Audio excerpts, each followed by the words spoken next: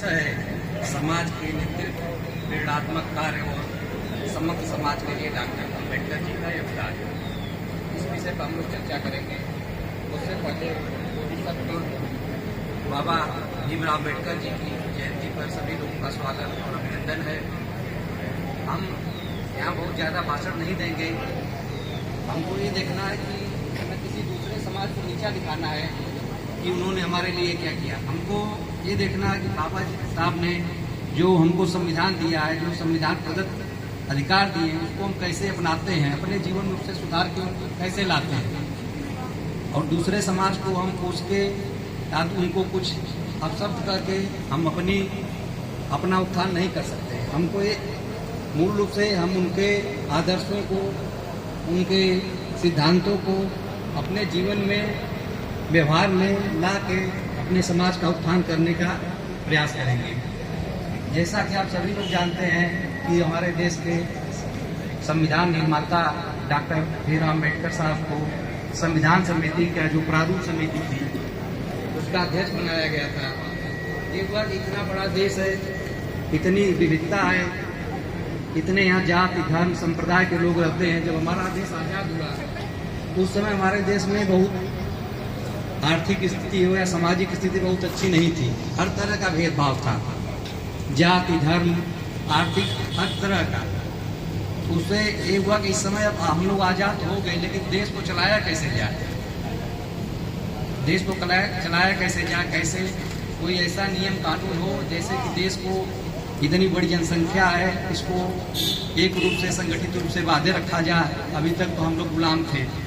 तो ये काम सौंपा गया डॉक्टर भीमराव अम्बेडकर जी को कि आपको प्रारूप समिति का अध्यक्ष बनाया जाता है। आप एक संविधान का पूरा प्रारूप बनाइए। इस संविधान में क्या क्या चीज़ें शामिल होंगी जिससे हमारे दलित, पिछड़े, वंचित, अल्पसंख्यक समाज के वंचित लोगों का उत्थान कैसे किया जाए, इनको समाज की मुख्य धारा में कैसे लाया जाए। तो उन्होंने एक प्रारूप बनाया जिसको कि संविधान समिति के समक्ष उन्होंने सौंपा। हमारा संविधान 2 वर्ष 11 माह 18 दिन में बन के तैयार हुआ। फिर वो संविधान लागू हुआ। इस संविधान में उन्होंने बहुत सी कुरीतियों को समाप्त करने का भी प्रावधान किया। जैसे हम लोग आज़ाद नहीं थे, आज भी हमारे समाज में बहुत सामाजिक कुरीतियाँ हैं, छुआछूत है, जाति प्रथा है। इसको भी समाप्त करने के लिए उन्होंने समाज में प्रावधान किया। जैसे अनुच्छेद 17 अस्पृश्यता का अंत,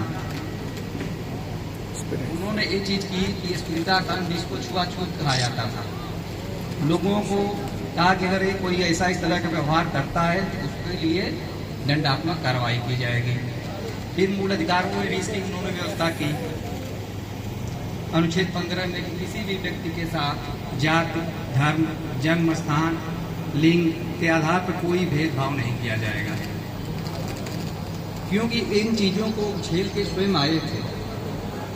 वो देखे थे कि हम तो संविधान बना के चले जा रहे हैं, अगर हम ऐसा काम कुछ नहीं करेंगे तो आने वाली जो हमारी पीढ़ियाँ होंगी, कुछ इसमें भी हमारे बीच से भी ऐसे लोग होंगे कि चंद क्षणिक लाभ के लिए जिनके हम गुलाम थे उनके साथ फिर जाके मिल जाएंगे और हमारे समाज के वो कुल्हाड़ी की लकड़ी होती है ना, वो बन जाएंगे, उसको काटने का काम करेंगे।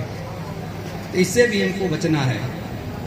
तो उन्होंने इसके लिए भी संविधान में प्रावधान किया। हमारे संविधान को कठोर संविधान बनाया, लेकिन इतना कठोर भी न बनाया कि इसको समाज के जैसे जैसे परिवर्तन होता है इसमें परिवर्तन न किया जाए।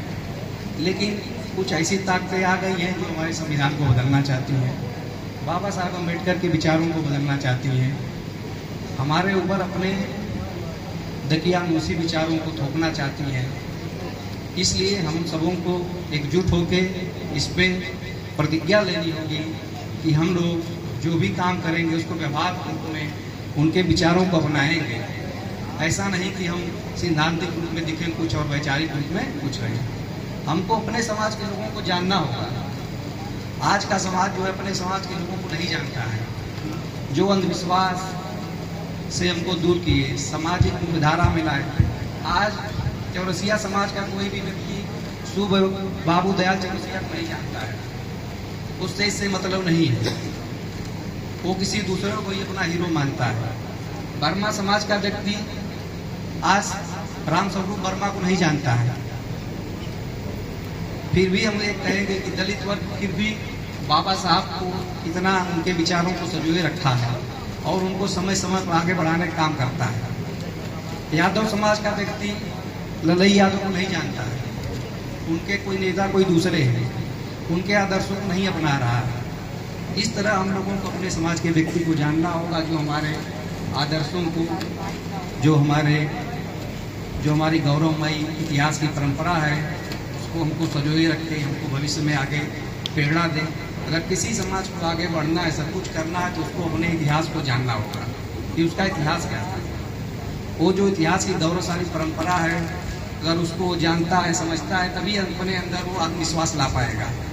एक व्यक्ति है, उसको आप बार बार किसी काम के लिए कहते रहिए कि आप नहीं कर पाओगे, नहीं कर पाओगे, उसके पास कितना हो सकती है वो नहीं कर पाएगा।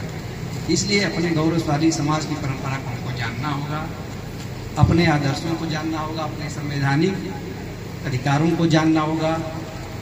इनको जानने के अलावा हमको अपने जीवन में लाना होगा। और इन्हीं विचारों के साथ मैं बहुत अभी नहीं बोलूँगा, अभी बहुत से आए